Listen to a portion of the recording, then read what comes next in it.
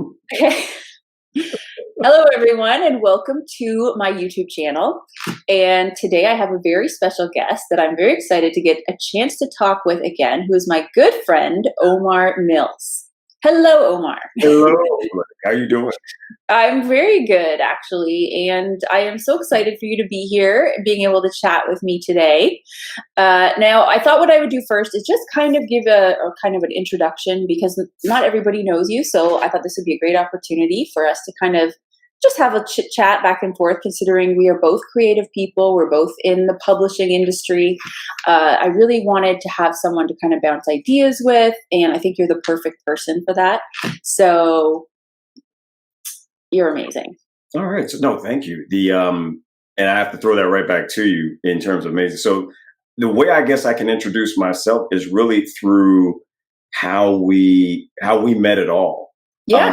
Because a lot of, and I've shared this with you privately, but a lot of my who I am now in terms of beginning my own creative publishing journey. And it's funny to hear you say part of the publishing industry, because I think of you when I think of that. And I think of me as a dude trying to get in, forgetting that I guess once you publish, you are part You're of that. in. Like, You're oh, wait, I guess that counts, right? So, what's interesting is I go back to, gosh, it's been over a decade. Yeah. Which blows my mind that we met.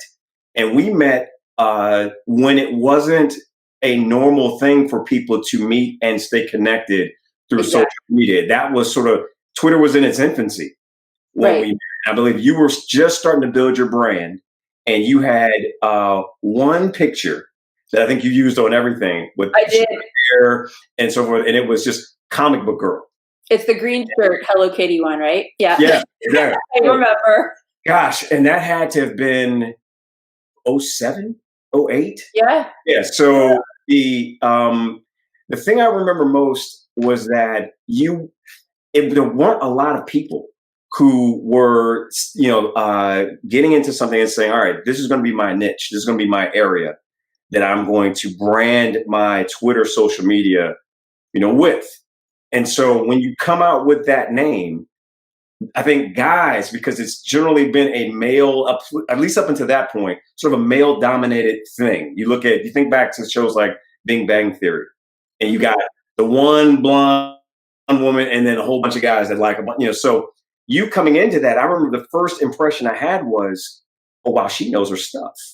She really, she actually reads these, she actually knows what she's talking about. And that, I think for any guy, that draws you to say, okay, well, if you're into that, and then after a while, you almost forget that that's a girl who likes comics. You start to think, that's just somebody that loves comics, same as me. Then further, when you first started to talk about versus reality as a writer, and I remember when I picked that up, I think everybody's thought when you're supporting an author that you haven't read before, it's usually you know what, that's Blake. I've been friends with her because you put out versus reality, what, 09, 2010, something, I think I want to say, about a decade ago. First around 09.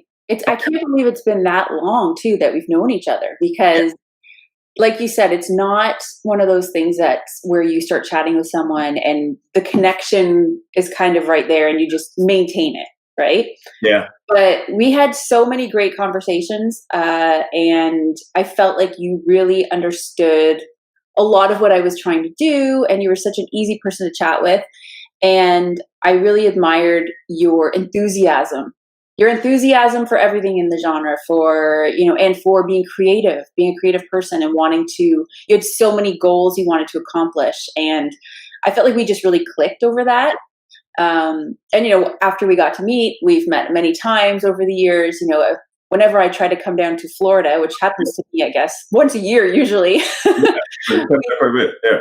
Yeah, we've had a chance to get together. You got to meet my kids and my family and stuff. So I feel like you're one of those people that I value your opinion. I value having the opportunity to discuss things with you. Sometimes I bounced ideas off with you. Yeah. But we've had some great conversations that way. When it was one of those things where I knew you liked comics, but when I read Versus Reality, then I knew, I was like, oh wow, she's got a lot of talent, as well. She can actually. You're making me blush. Yeah, no, seriously, it was, and then of course, I would ask you, because at the time I didn't understand 3-act structure the way that you would need to write. I was under this impression that you could sit down if you had an idea and you would just write and magically a book would come out. Because I think everybody thinks they can write until they actually have to sit down to write. And then you go, oh, this is harder than I thought. And one of the things that endeared me to you and has forever was I'm nobody. And I reach out to you. And at this point, I think you had all 3 of the Versus Reality series. I think at this point we're done, if I'm not mistaken, or at least you had done 2 and the 3rd one was coming. Okay, I think for arena mode. Yeah, Versus Reality was the first one. Arena mode is what we're talking now. Yes. Okay, so yeah. Okay, so the first time you gave me that you actually read something that I was putting together and gave me the tip. I can't. You know what? It's been so long. I can't remember. It may well have been arena mode. I just know this. I sent you something and I was like, please look at this. And you looked at it, which meant everything to me. And you came back and you said, essentially, come in the middle of something. Stop worrying so much about, going back and telling, somebody worrying about all the history of a thing. Because I felt like you had to know it from the very beginning in order to appreciate the middle. And you essentially were like, nobody cares about the origin of this idea except you. So drop in the middle of this thing and tell a really good story. And it's nuggets like that over a decade that led to me being able to put out the 2 books that I've put out to this point. None of those, and then of course the podcast stuff was all you. When I was doing the voice, getting into voice acting, I'm probably getting ahead, but anything I've done in those areas, was because of the opportunities that you have provided, for me to do it. I'd have never gotten into it if it hadn't been for you. Oh, I think you knew deep down that those were things you gravitated towards. And sometimes just hearing, some positive feedback from someone is all it takes for you to push you over the edge and decide, you know what, I'm going to take this leap and do it. And you have so many skills that it blows my mind. Like your voice is like so soothing. I hear when you're doing your voice work. For everyone who doesn't know, Omar is an incredible, I don't know how you say voice. I want to say voice actor / podcast. Something. Yeah, I don't really do character voices so much. I have a few that I can do. I've just never really practiced it. But there are people like, you think about, when I think of that, I think of like a Mel Blanc, who does a ton, or Chris Latta, who is the voice of Cobra Commander and Starscream, Chris from Visionaries and things. He's done, I think of those those masters of the genre, whereas, I'm working to be like them. But I wouldn't have thought twice about it if not for Versus Reality, for that, being able to get that education doing that work with you. Well, we've had some incredible discussions back and forth, and I feel lucky to have you as a friend where I can come to you. And I've, a lot of times I've had a really stupid question about something and you've been like very kind to like entertain my, questions, especially with recordings and audiobooks and all of this, because I'm trying to get back into that. And you are this incredible, voice talent. So, not just writing talent, but also on the other flip side, the voice talent. So, I feel like over the years, when we've gotten together, we've been each other's kind of cheerleaders, which is, like we talked about, it's not a usual thing to continue, I guess, for so long. So the fact that you've been my friend for so long just makes me so thrilled to be able to talk about this stuff with you and share with everyone else. So thank you for always, I feel like I've too, like in private, but I like to say it, publicly that, getting to know someone, it's not easy nowadays, especially over, like we talk about how it's been over a lot of it. The beginning was just over text or chatting or DMs or whatever. But, I feel like we have a good, solid foundation and friendship. Yeah, absolutely. Yeah. Blessed. Blessed to know you for sure. Oh, you're so sweet. I'm like literally blushing You're now. like, well, bluster. Look at this. Oh my gosh. All right. Well, I should also mention how, we got in to bond over things like you work for Disney. I'm a Disney nut. When I when I came down for Megacon, I remember, I think it was in 2018. Yeah. I went to Megacon and you came down with all of this amazing, like you had to have your hats and everything for your Right. public work for Thamro. Yep. So you brought me a hat and you came to visit me at Megacon, and I felt so happy to see you because I was so nervous. This was my Really? big, You're doing the, yeah, I think, I forget it's, what was the name of the company? it's The Aspen. Aspen, yeah. Aspen, yes. So when you were doing stuff for them, you were nervous? Well, attending a different con you've never been to before, it's always overwhelming because you don't know who's going to be there. I had so many people who said, I'm going to come and visit you. And it's so funny when people come to visit you and they feel like, I guess, that they know me very well because they've seen my face. I've been talking online, all this. They walk up to the booth and go, Blake, I'm here. And I'm just like, great. And I'm like, who are you again? Because I don't see them when we're, if they send me a DM or whatever.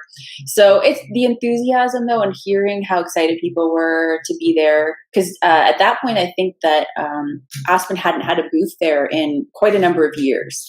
So this was the first time they were coming back to Megacon. And so that was nice when I saw you come up and we spent some time together. Because I remember being really nervous and just thinking, oh, good. Omar's here. I can handle this. But yeah, no. And you know that I'm a huge Disney lover. And so we've had some great talks about Disney. And obviously I've asked you questions regarding that because with my planning trips there and everything for my kids. And just today we were talking about the difference between Disneyland and Disney World. It's one of those things. I'm talking a lot. I think back. No, you're good. I'm thinking back to the first time I got to meet you in person. And certainly blessed to because again, to your point, when you think about how you meet somebody socially on social media and that you stay in touch and they have an impact. One of the things, like I'm a fan, so I never lose that I'm a Blake fan. So it's a huge blessing to me to be able to even be in this position to talk to you. So, because I'm always in the position or in the mindset of I've got all her stuff. In fact, there's only a handful of things that you've written that I don't have. One of which is Catwoman 23 because you can't find it anywhere. Oh, it's doing so great. I wish I had a copy. But I have it digital. So I don't have a physical copy, but like the Aspen work I've got the only book I don't have is the third one, Torino Mode. And I don't know that you ever made print copies of that. I can't find it. Yeah, the only print copies that were sent out is Final Empire. Yeah. That was the last Kickstarter I ran, and that was the only place you could get them. So, yeah. Okay. I've got that digital, but I don't have it. I don't have it physical. So my set of signed arena modes is incomplete.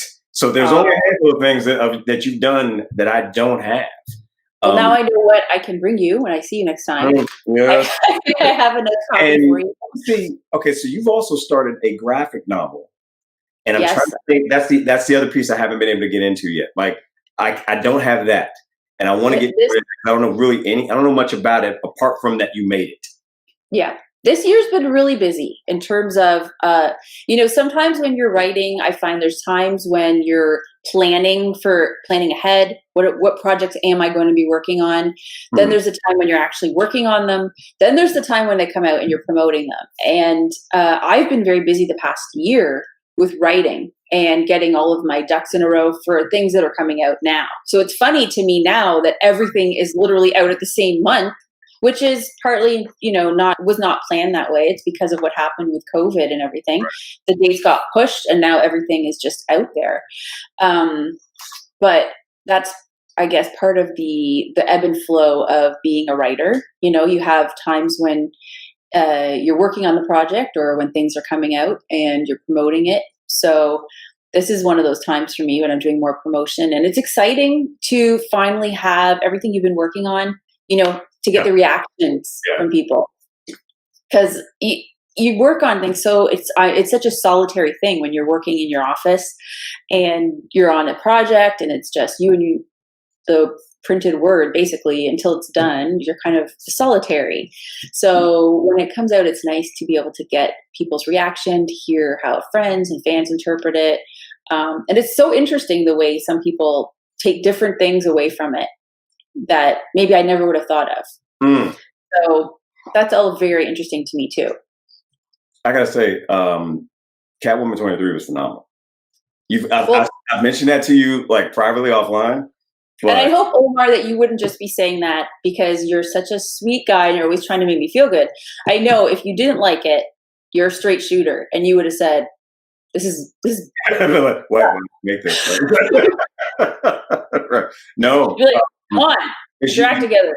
It's you said something to me that was really, really that stuck with me relative to that, and we talked about how the journey, and you were like, without what you had done first, you wouldn't have been ready for Catwoman.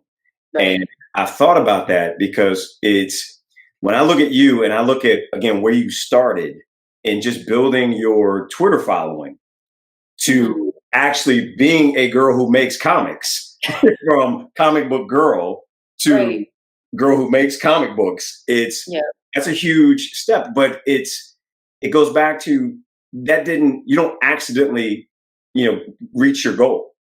No, you got a lot of steps in between in order to get there. And so I wasn't surprised at all that it was good.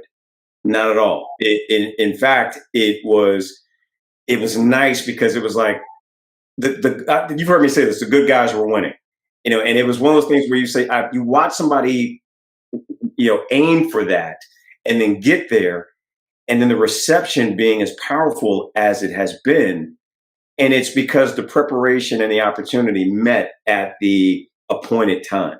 You did the work to make it good, and therefore it was. And it's certainly given me a blueprint to look at and say, all right, there's goals and there's things that I want to achieve, but I don't want to rush it. If I were handed what I wanted, what I dreamed of now, I'm not ready for it. I've got to do the work. I've got more work to do. I've got to get better, every day. So I'm looking at you, and again, it's not just a fan of your work, although that's certainly a large part of it. It's a fan of you. It's the whole package. You wouldn't have to talk to me. Who am I? Right? But you do. And you've been this way since the moment I met you pre-fame, right? And so your character enters the room before you do. And that's more. Literally stop, Omar. Oh my gosh, my head's going to explode.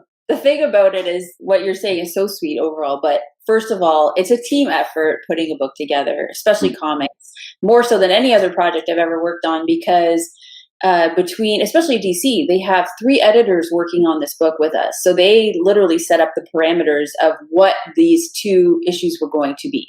So some people, I've seen reviews and they're kind of like, whoa, why are they in the jungle? What's going on here? It's like they knew that there was going to be kind of this hiatus, this break between the end of the Joelle run and then the beginning of the new run, which is going to start in issue 25, right? So they wanted her to have a kind of quick, fun little kind of getaway where something can happen. And Sean and I really wanted it to be something where we could explore her character, explore a little bit of something, even if it's just 2 issues, right?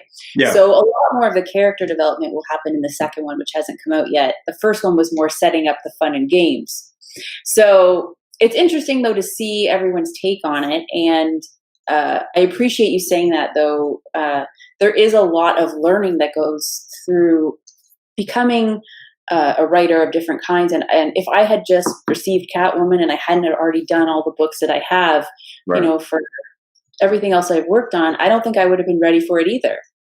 So I feel now I'm comfortably in a place where, I can write a comic, and I understand if there's something I want to say, I'll make it work, and we'll work together with the editors, the artist and the colorist and everything to make it happen. But definitely it's a team collaborative effort to work on anything, especially a comic. as a huge, so I was so honored to be asked, because DC, oh my gosh, my dreams are all coming true, to be able to work on a DC comic. So yeah, so it's been quite an experience. And I do also think that some people may not know that I have been working as a writer for the past 10 years. So the fact that you met me when I was just kind of honing my craft, getting into novels and really digging into what I wanted to work on, you've been there, you've seen me struggling, you've seen all the things I've gone through. And it's not something that just happens like that. There's no accidental, you don't accidentally become good. You do the work. And what I love is that you are the same today as you were when I met you in 07, 08, or whatever it was. Just a dorky nerd girl.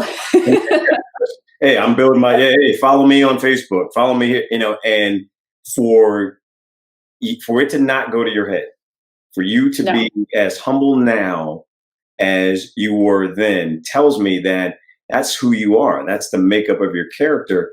And I'm barely in this business, but it's character, that travels no matter what you're doing, no matter what your genre is, no matter what your weapon of choice is, whether it be writing, whether it be acting, whether it be playing music or anything like that, who you are, that's really all you have at the end of the day is your and your character and what makes you you. And I think that's why your audience and your fans root so hard for you and want to see you succeed, because you have that bond isn't accidental. It shines through. Who you are shines through. And I think that I would say this, anybody that is, I'm not just going to Megacon. I went to Megacon for two reasons. One, because I knew you'd be there. And two, because I had to meet Lucy Lawless. She's amazing. Lucy Lawless is a legit 6'1", which I didn't know until I stood next to her and was looking up. And I'll send you the picture we took together. Yeah. She's literally like leaning over like this, and has her knee bent so that I look a little bit taller, which was also something that I was not expecting when I met you. I'm very tall too. So both of you. What? Yeah. That's the first thing I think a lot of people say when they meet me. I did not know you were so tall, and I'm 5'8.5", which that's the height I am. So for me, it's not a big deal. Like I'm a tall woman, but I come from, like, my dad is 6'4", my cousins are 6'5", 6'6". They're all Slovakian.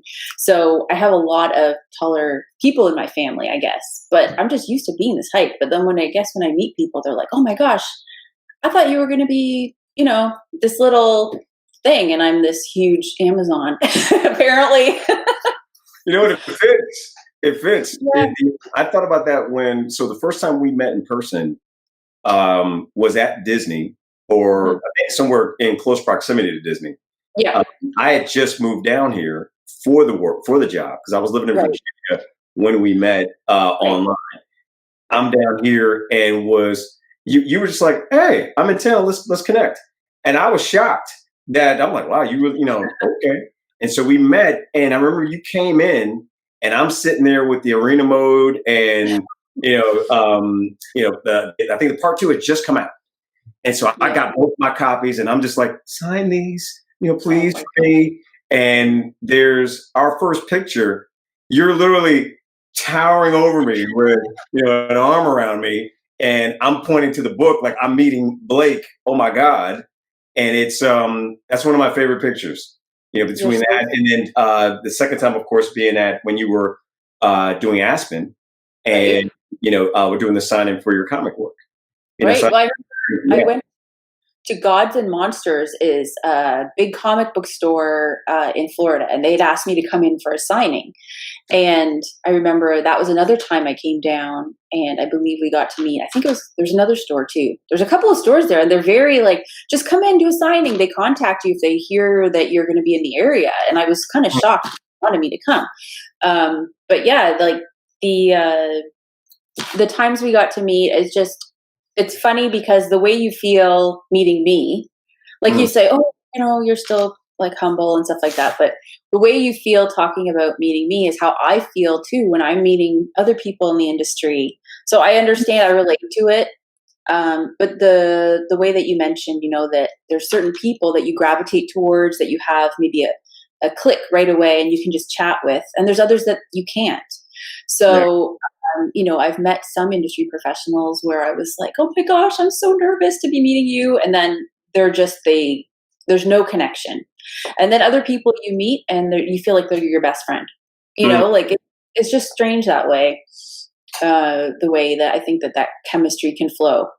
But we're lucky that we're able to chat back and forth this way. And all right, now I had a couple of questions I thought we could talk about, considering we've gone over a little bit about how we both have novels, and I want to talk about the process of writing a little bit, so we could kind of go back and forth and see what you think about this. Yeah. So some of the things that I've kind of been reflecting on as I'm getting back into novel writing again, you know, about mistakes maybe that first time writers make.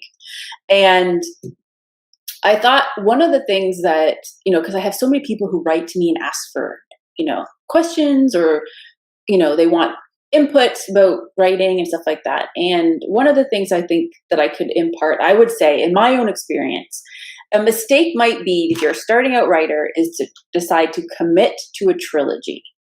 A lot of Mm. people are like, oh, I've got this, you know, great idea, and it's going to be like 3, 4, or 5 maybe books long, and it's going to be like George R.R. Martin, right? Look at the way he's kind of, a huge part of his life has been dedicated to the Game of Thrones, right?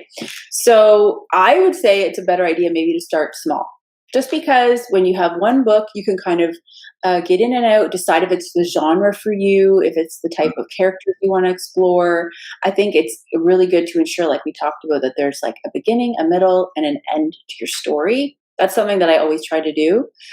So for me, that would be a little bit of my first tip for a new writer. Now, I wanted to throw it to you and say, what do you think about that? Do you agree, disagree? What are your 100% agree.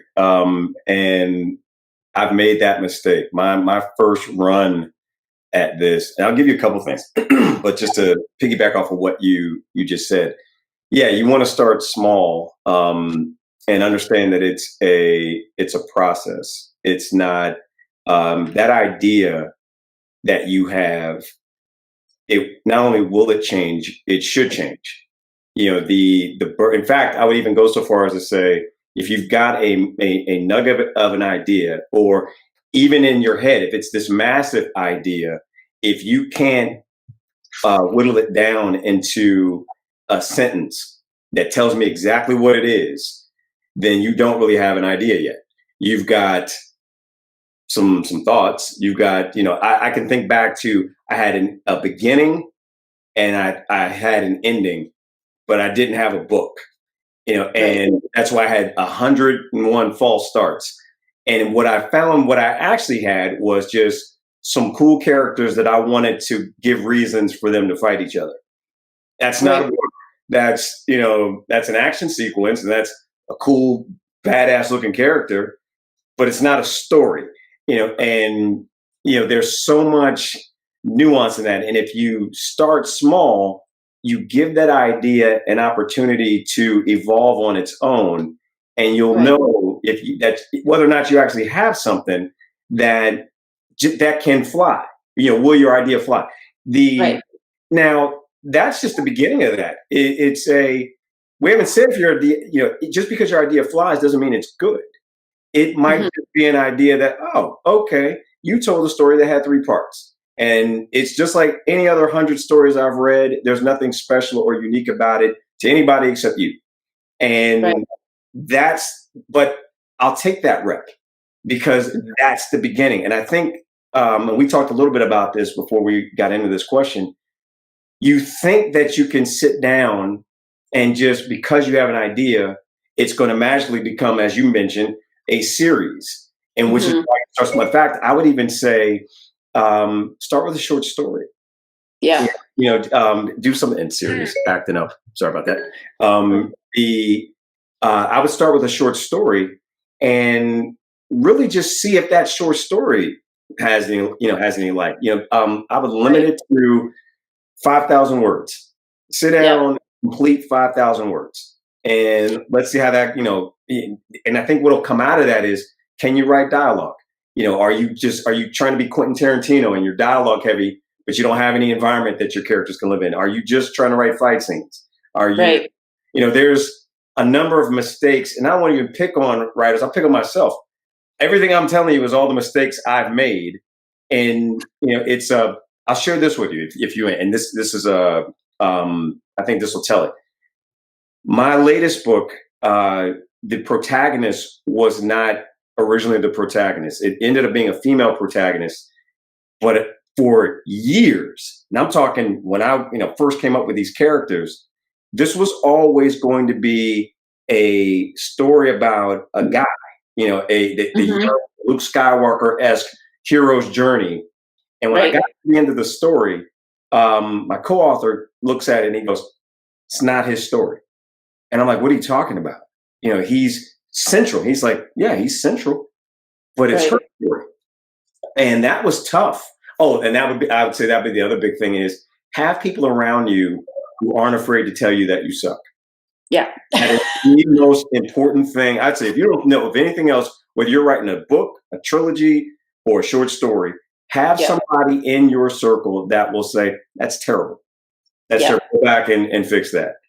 Because it's the only way you're actually going to get good. I agree. Yeah. And being able to learn from mistakes is like your number one resource as a writer, because it pushes you to become a better writer, to think out of the box, to think of other ways that you can reach your goal, or tell that story that will be make it more cohesive and make it something for everyone. I would say that I agree with you, though. I think starting smaller is the best way to build your connection and to become a better writer. Because, like you said, learning dialogue, learning character arcs, all of those things take time to develop. So it's important to kind of enhance those skills. Yeah. Now, the second thing I would say is definitely define your genre. If you don't define your genre, it can turn into a mess very quickly. Yeah. I consulted actually for a small company years ago, and I remember them. I asked them and I said, like, "Who is this book for? Tell me, give me a synopsis of this book." And the author said, "This is Star Wars mixed with Harry Potter, mixed with The Matrix." Then I said, "Okay, that's a lot to digest." I'm trying to think like, okay, well, how did that work? And are you trying to create, sorry, my thing is going off there too. I was just saying that, that's a lot to digest. And I think that you need to know who your audience is. Who are you writing this for? And they kind of said, "It's for everybody." But you have to be more specific. As an example, like some people love 50 Shades of Grey. Some people really hate this book, 50 Shades of Grey. It's not for everyone. It's for a specific targeted genre. And it works for them because it's specific and targeted for them. So I think that you have to definitely make sure that you define your genre. Yeah. That's probably my second thing that I've learned. What about you? What do you think about that? I'll piggyback on that, and I'll say it fits in that. Write what you know. By the time I was able to write my first book, it took place over the course of a single day, and that forces the movement, because you set the tone for, all right, the villain does a thing and the hero must react. I think in the first chapter, the rule of thumb is they have to save a cat in order to get you to reform. I had an additional wrinkle in that I had the MacGuffin in mind was a child, like a 9-year-old.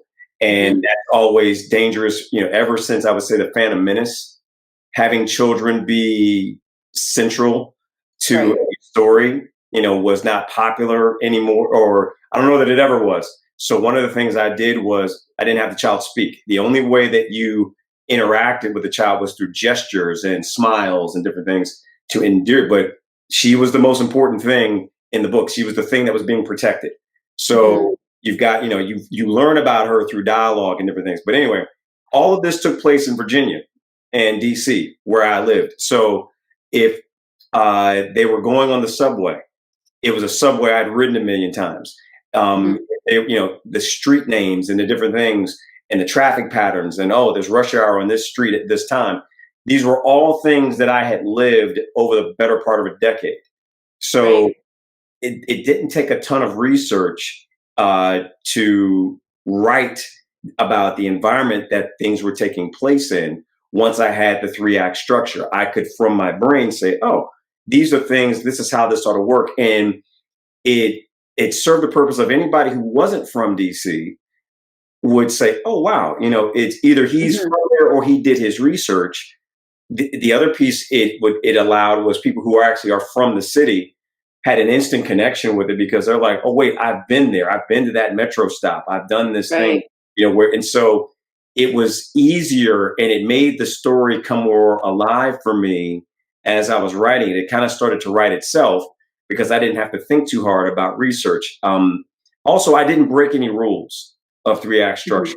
Once I understood what it was, I stayed very true to that because you'll find that inexperienced writers will want to break those rules without fully understanding what they are. It's a lot. You mentioned the Matrix. It's this sense of the Matrix. You can't break the rules until you understand how they work. And I would say that work of understanding character development, working on your dialogue. I would also say, too, studying people who do the thing you want to do. I watched a ton of Tarantino films to learn how to write better dialogue. And I think you go through a process of where you write like the people you're studying, and then all of a sudden you develop your own version of it. So you've got to give that thing time to grow and to get there. I don't know. That those are my thoughts, around that. Yeah. I would definitely agree with a lot of what you're saying. I think that especially when you're trying to add, if you're writing you want to write atmosphere or the place to feel authentic, like you're saying, if you can lend yourself to somewhere that you've already been or you've lived, it comes off as much more authentic because you have the experience, you have the, like all the details are accessible to you as a writer. There are instances, where I also feel though that if you have a really good imagination and you are writing something that kind of is outside of your comfort zone, as long as you do that research and you put the time in, then I think that it's okay to explore those different areas as well. And to see once you read it back, if it makes sense, if it's working, if it's not working, and definitely to have those people around you that can say, this doesn't feel right, or this doesn't sound right, or this isn't jiving with me. Just like be able to tell you straight up what, having those yes and no people around you are important. More so than no people. Yeah. What's funny? It's funny you mentioned that. Do you mind if I share a quick story with you? Yeah. So I'm working on the first book, and it's sort of military sci-fi. The way that got set up. And the basic premise is that you've got a guy who is former military, who's with his brother at the beginning of the book, who is a police officer. And the action takes place when his brother is killed and the hero, who is not quite ready, I'm not ready to do this, to have his journey. Right. Well, I'd written myself into a corner because the main character could not engage unless he's with his officer brother in this car. Like his brother's picking him up, and they're, because the where they go and his brother is killed is essential to the action getting going. Right. Well, my co-author says, as we're, when I got the first manuscript done and I sent it to him to kind of look at, he goes, doesn't make sense that this guy's in the car. And I'm like, well, what are you talking about? It's his brother, it's this. And he's like, no cop is going to, he's like, he would have let him out. He's not taking him to the scene of this crime or this thing. And I remember I got really upset because the book's done. At least the first draft of it is. And if this doesn't happen, I don't have a story. So I got so mad, and it's hilarious right now, that I called a police station. And I said, all right, here's the scenario. If you've got a civilian in the car with you and you get a call hearing that there are shots fired, would you just go? Would you stop? I'm like, if you're in rush hour traffic, would you stop and let this person out? And every officer I talked to was like, yeah, there's no way in the world I'm having a civilian in the car and I'm going to this. And so what we ended up doing to change it was we made it a ride along, which if you're going into police training, you could have that and that would make more sense. Right. But that was a nugget of research that came through duress because I had not done that initial research. But to your point, thank God I had, and my co-author is kind of like Bill Finger. So if you think about Bob Kane, and Bob Kane invented Batman, but everything that's cool about Batman came from Bill Finger. That's who Skeeter Jones is for me. And without him, you've got a story that doesn't make sense, or that somebody somewhere is going to read and go, no, that doesn't fit. Right. So I love that you decided to take it upon yourself and just call the police station to say, I need to know this information. Stop whatever you're doing. It wasn't because it was to prove him wrong. I was so mad. I wanted the cop to be like, of course I would. Of course. We laugh about that to this day. But you know what? It also shows what a flexible, creative person you are, that you can take that information, even if you're so mad about it at the time, do the research and then learn and grow from it. And now you can laugh about it, right? Yeah. So that shows that, you've come so far in your ability to write and to plot and to research, which is all a part of being a great writer.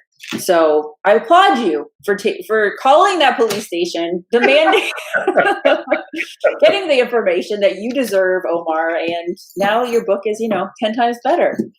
So that's the other thing. My last point, I would say, is a kind of a mistake maybe for new writers, or that I've learned, is that, there's so many things you can be passionate about in life. And one thing that friends have told me is sometimes they want to commit to writing a novel, but they also want to be a singer, an actor, an artist. They want to do so many things, and, which is amazing. I think it's great to have all these other passions and all these creative outlets. But sometimes people underestimate, I guess, the time that it actually takes to write a book. It's not something that you can just do by writing, 1 hour a week. It's more to be able to, like you said, hone your craft, get better at it. It takes practice. You have to put the hours in. So I think lacking in focus is something that some people have trouble with. I know it's something I struggled with as well. Obviously, I have a full plate. I started writing when I had 2 small kids. So you need to be able to put that time aside and be very protective of your writing time. I had to be like ruthless with your writing time, but also reading time, because the more you read and the more you kind of diversify your different outlooks, you hear different voices, you get, I think, a lot more accessible to different creative expression. And that's one thing I think that new writers, I would say, like, make time to write, make time to read, and then it will just, you'll develop if you do that. That's probably my biggest tip for new writers. What would you say if you had another tip for your, a new writer? I would say learn how to, one, I think that tip is fantastic. It's about the time that you're putting into it. I think you can make that time, because I think, to your point, people can sometimes get tunnel vision in how they create that time. Mm-hmm.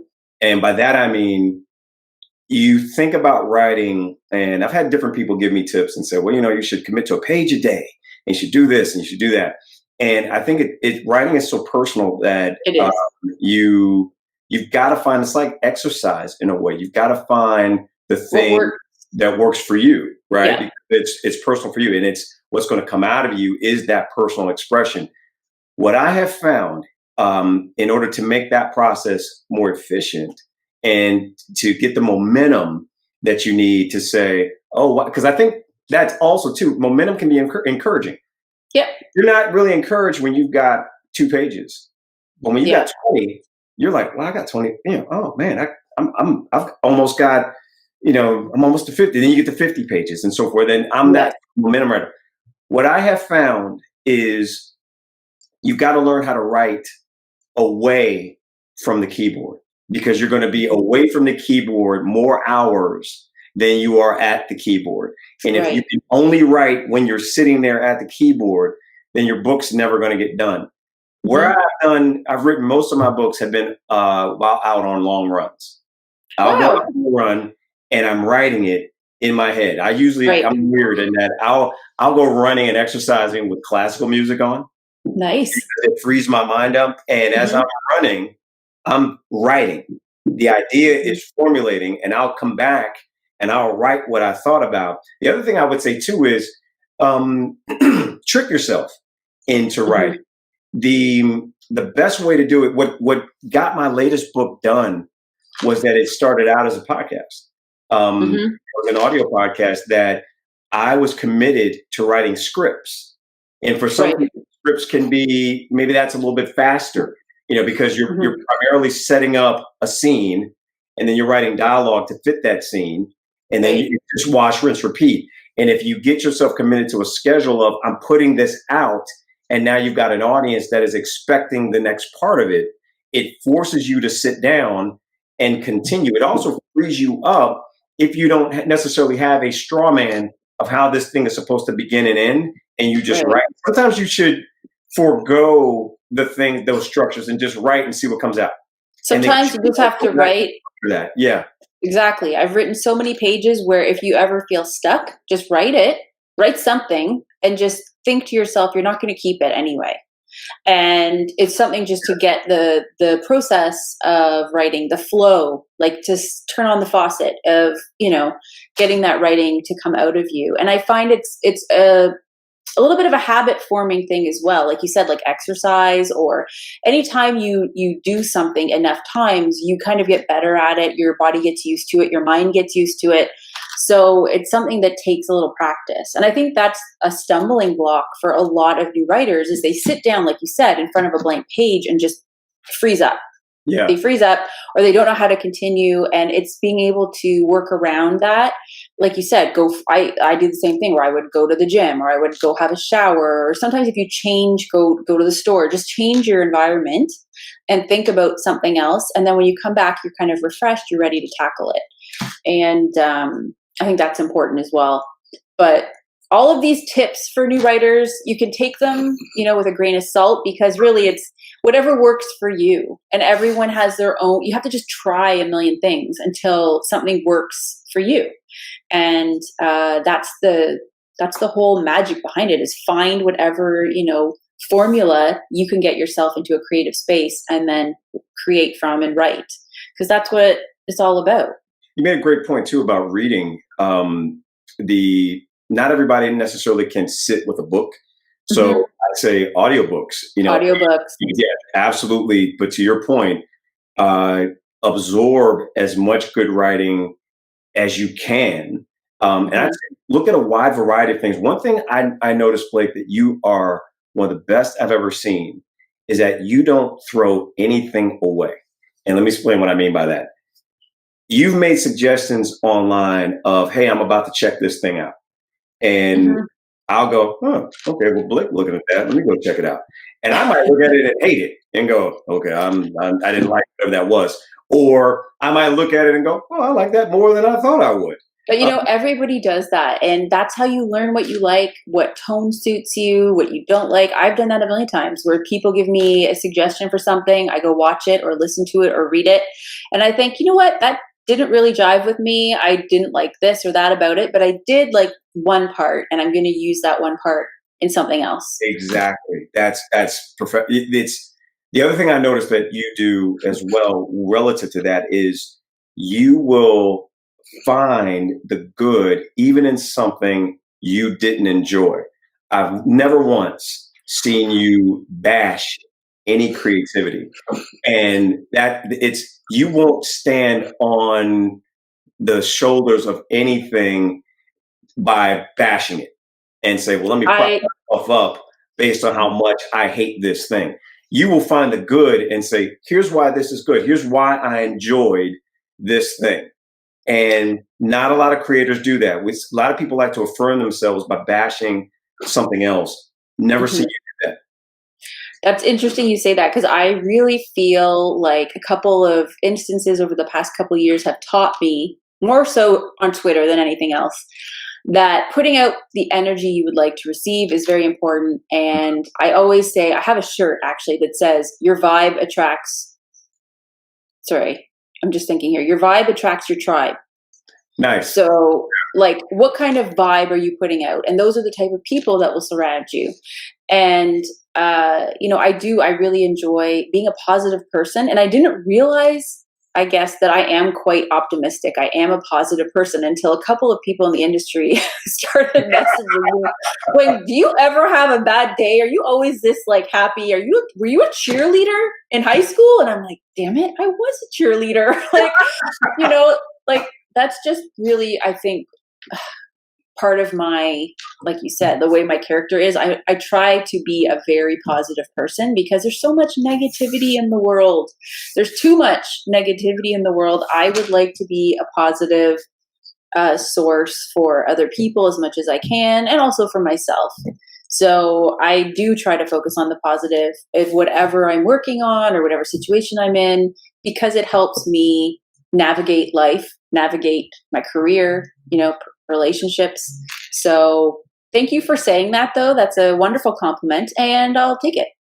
No, it's and it's consistent. I've watched you do it for more than a decade, particularly at a time when I'm thinking mid 2000s, where that was popular. You'd see people pile on things like nobody enjoyed anything, and I think we've had exchanges where we've talked about like Rotten Tomatoes.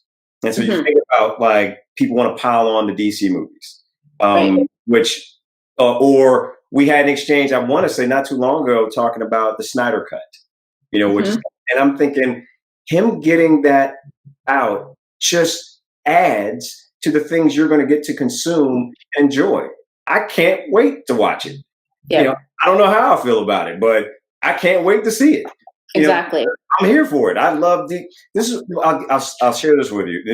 And I love Marvel movies and, Marvel comics and love but there's something about Superman, Batman, Wonder Woman, Green Lantern, Martian Manhunter, Aquaman, There's something about these gods that just hits different. So when Batman versus Superman came out, what I honestly thought it was going to be was World's Finest. I'm like, okay. In fact, the blueprint for it was on the Superman animated series where the Joker gets his hands on kryptonite and Batman goes into Metropolis and starts dating Lois Lane and so forth. And Superman's like, why are you dating Lois Lane? What are you trying to do? That whole, and then they scuffle, not so much fight, and then team up. And then they go from there. And this is what I was like, okay, that's the blueprint they're going to follow. I did not expect them to fight, the way that Snyder had set that up. I remember sitting in the theater thinking that Doomsday was a bit much, and I didn't think they needed Lex. I felt like there was enough there with Superman, Batman, Wonder Woman that you could move the action forward with that. Now, I've seen that movie in the theater 3 times. And have watched it on video probably 4, and I'm talking about like the 3-hour cut, right? About 4 times. And this is a movie I did not enjoy the first time I saw it. And it's like, well, why have you watched it so many times? Because I'm looking at it going, all right, there's something I can get from this. Yeah. What am I? And part of it is the characters and just the love you have for these characters. But there's something good that can come out of that. Whereas there have been Marvel movies that I've thoroughly enjoyed that I've watched once. Yeah. So it's interesting, to look at it from that. To your point, there's something you can get from everything. Right. You don't throw anything away. Every experience you're going to extrapolate something, the good out of it for you. And you can learn from those pieces and you get better. Zack Snyder didn't accidentally get that opportunity. He was good, at what he did. So learn from it. And I would say, again, don't affirm yourself. by bashing something else. It's not, to your point, you're just going to attract that energy. So I've watched you, and it's inspired me. I try to make that my mantra every day. Promote what you love, don't bash what you hate. And it really helps me just like get through tough times. But believe me, there is a lot that I do not like. I don't want you to think I love everything. So it's just, what do you want to, it's also what do you want to focus on in your life, in your career, what deserves the focus or doesn't. Yeah. So it's choosing those opportunities. And I think as I move forward, I'm probably going to be directing a lot more of my energy towards like YouTube, Facebook, and Instagram, where it's easier to have these discussions, I feel, in a longer format. You know what I mean? You can really dig into what you want to say, and you're not kind of picked apart by or kind of held into some certain type of tweet where you're only allowed a certain number of letters or characters. It's too difficult to get your idea across sometimes. So I'm going to be kind of shifting focus and gears, I think, to be able to expand on my ideas a little bit more. And hopefully, we'll get to chat again and do this, and we can have a little bit more discussions about these things in the future. And I'm so happy that you were able to come today and talk about all this. This is going to trip you out. I'm actually on call right now. And, so I'm watching to see if anybody's calling me on but I would not have missed this for the world. Oh, well, thank you so much, Omar. And I am hoping that everyone enjoyed our chat. And if they want to find any of your work, what I'm going to do is link to everything below. So all of your links will be there and they can find you. And then hopefully I'll have you back soon and we'll do another chat. Thanks. That'll be great. Appreciate it. Well, thank you again for coming, and thank you to all the wonderful friends and fans around the world who have tuned in to watch this. Please click the notification, and if you can subscribe, then you'll be able to watch our next video when it pops up. So thank you, everyone, for coming today, and we'll be chatting again soon. Bye, guys.